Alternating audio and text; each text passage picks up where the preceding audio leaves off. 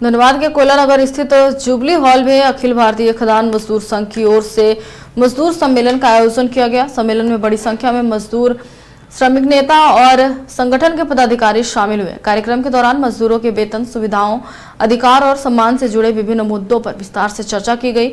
सम्मेलन में संगठन की ओर से केंद्र सरकार और कोल कंपनियों के 12वें वेतन समझौते की गठन की मांग प्रमुखता से उठाई गई। श्रमिक नेताओं ने कहा कि मजदूर लंबे समय से अपने अधिकारों के लिए संघर्ष कर रहे हैं और उन्हें उनका उचित हक मिलना चाहिए। वक्ताओं ने स्पष्ट कहा है कि मजदूर अपने अधिकार की मांग कर रहे हैं, भीख नहीं मांग रहे हैं। इसके साथ ही वेज बोर्ड को जल्द लागू करने की भी मांग उठाई गई। संगठन का कहना है कि मजदूर के वेतन, सुविधाओं और अन्य अधिकारों की अनदेखी नहीं की जानी चाहिए। अखिल भारतीय खदान मजदूर संघ के उपाध्यक्ष अंगद उपाध्याय ने कहा कि संगठन राष्ट्र हित, उद्योग हित और मजदूर हित को प्राथमिकता देता है। उन्होंने कहा कि उद्योग की मजबूती के साथ मजदूरों के अधिकार और सम्मान की रक्षा भी जरूरी है। सम्मेलन के अंत में 12वें वेतन समझौते समेत अन्य मांगों को लेकर संघर्ष जारी रखने का संकल्प लिया गया।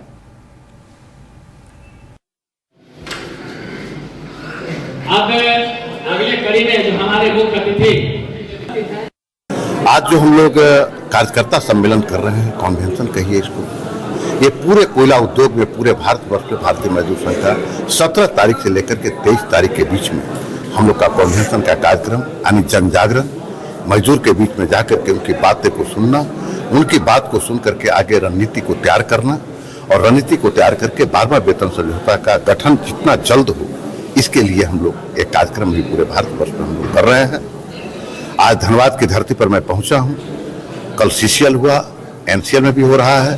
पूरा भारतीय मजदूर संघ अपने मजदूरों के बीच में जाकर के कॉन्वेंशन करने का काम कर रहा है और मैं आप लोग का भरोसा दिला रहा हूं कि पिछला भी अपने माननीय लक्ष्मण रेड्डी जी के नेतृत्व में बहुत अच्छा 11वां वेतन समझौता हम लोग लिए थे और भारतीय मजदूर संघ अपने नेतृत्व में 12वां वेतन समझौता भी दिलाएगा। अभी हमारे एपेक्स जेसीसी के लोग, हमारे प्रतिनिधि गए थे बात करने के लिए, तो हम जेबीसीसीआई की बात कर रहे हैं और उधर से लेबर कोड की बात कर रहे हैं, जबकि लेबर कोड में कोई ऐसा प्रावधान नहीं है जो कि हमारे वेतन समझौता को बाधित करता हो। टाल मटोल की नीति कर रही है, सरकार की तरफ से भी टाल मटोल की नीति हो रही है।